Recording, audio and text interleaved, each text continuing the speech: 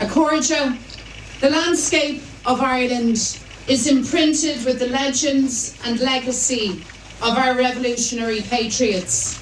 Our hills and our glens, our laneways and our boreens, our valleys, our mountainsides, chorus with the memory of our gallant volunteers. Those who took on the might of the British Empire and who fought with great honour for the freedom of Ireland and her people, for the Republic. It was in the shadow of these mountains, in the village of Barnaguraha, that one of Ireland's greatest sons, Liam Lynch, was born. 100 years ago today, it was on the windswept slopes of the Knockmeal Down Mountains that Lynch made his final stand for the Republic. Later that evening, in the custody of the Free State, Liam Lynch, a proud soldier of the Irish Republic, took his final breath at St. Joseph's Hospital in Clonmel. And his last request was that he be buried in Fermoy beside his great friend, Michael Fitzgerald, who had died on hunger strike in 1920. Liam Lynch's fight for the Republic was over, and so too, effectively, was the Civil War. Civil War is a bitter, traumatic, divisive chapter in our history for which we must now find a place of reconciliation and of forgiveness, to come together to really heal the scars that pass down through the generations. So today we stand together again in Anglesboro, near the birthplace of one of Ireland's greatest patriots. We stand together for Irish freedom, for equality, for unity, for the Republic.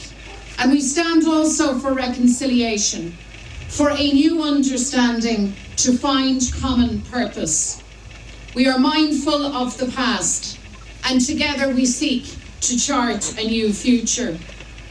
I believe that this generation of Irish people will collapse those divisions so carefully fostered between us.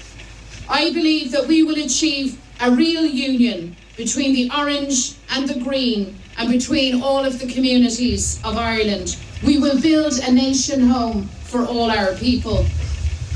We were fated to stand here in Anglesboro today on the centenary of Liam Lynch and on the 25th anniversary of the historic Good Friday Agreement.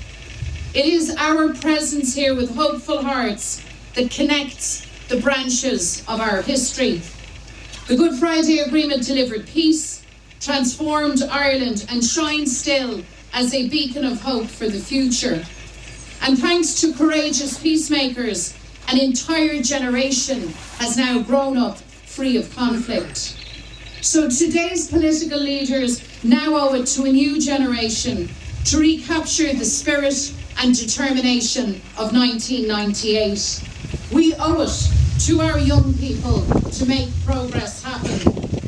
The true test of political leadership is to make things better for our children, and it is a test to which we all must rise. By restoring the political institutions in the North, we can move forward. We can make politics work for everyone. That's what Martin McGuinness did. It's what Ian Paisley did. And this generation must make power sharing work once more. Together, we have built the peace, and now is the time to write the next chapter, the reunification of our country. I believe that unity referendums provided for by the Good Friday Agreement will happen this decade. And it is therefore vital that the Irish government establish a citizens' assembly to advance an inclusive, all of society national conversation. It is vital that government plan and prepare for peaceful, democratic, constitutional change, to prepare for Irish unity. Because change is unfolding before our very eyes. And Michelle O'Neill stands ready to lead an executive for all. And the DUP must now end its boycott of the political institutions. Who would have believed when we stood here 10 years ago that Fianna Fáil and Fine Gael would no longer have everything their own way? that Sinn Féin would now lead the opposition in the Dáil, and that Sinn Féin would now stand as Ireland's most supported party. Sinn Féin is ambitious for Ireland. I believe that there's no limit to what we can achieve if we do it together. Those who stand against the tide of change have had their day. And now it is time for those of us who believe in a new Ireland, in a changed Ireland, in a fair Ireland, in a united Ireland, to have our chance to make the difference. The decision by this government to put thousands of working families, single people, pensioners at risk of eviction shows that this government is not on the side of ordinary people, and it never will be. I want you to know that we will fight this cruel decision tooth and nail. Friends, in so many ways, the things our revolutionaries fought for 100 years ago are the very things that we fight for today. Today, we honour the dream for which Liam Lynch and his comrades fought on. Friends, we've never been closer to the Republic. We've never been closer to uniting our country and our people. We believe in Ireland. We live for Ireland. We will achieve for Ireland.